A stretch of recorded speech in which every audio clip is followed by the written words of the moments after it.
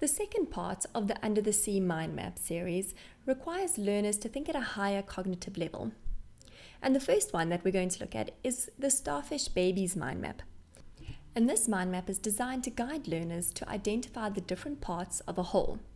So the skill that learners are acquiring is to be able to analyze something and to determine the smaller parts or components that will make up the whole. Now let's have a look at what it would look like.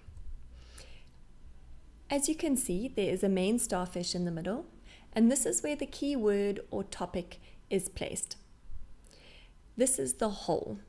The starfish babies come off the different arms of the whole to each represent a part or a component of the whole. And then lastly, we have the units that will make up or describe the component. So when learners need to draw this mind map on a piece of paper or in their workbooks, they can sometimes become overwhelmed with all the stars and making sure that the stars look perfect. And again, the star just represents or guides them on the information that they need. But an alternative is to replace the stars with circles and lines coming off of them. Let's have a look at a practical example together, and I will show you the alternative mind map. So you could ask your learners, what were the big impacts of the Industrial Revolution? So the whole gets placed in the middle. So what are the big impacts? That is the whole.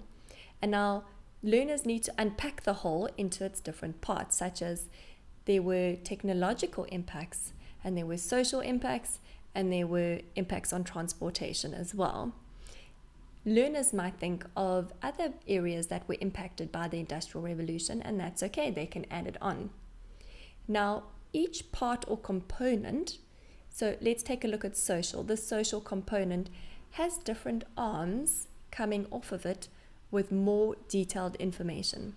So yes, there were social implications. What were they? Well, there were class divisions, a middle class emerged, entertainment and theatre and education came about, children worked in factories, overcrowded living conditions. Again, this is a great way, it's a brainstorming tool for learners to come up with reasons and descriptions for each of these components. And again, learners need to be reminded about referencing their information, referencing where they got their information from.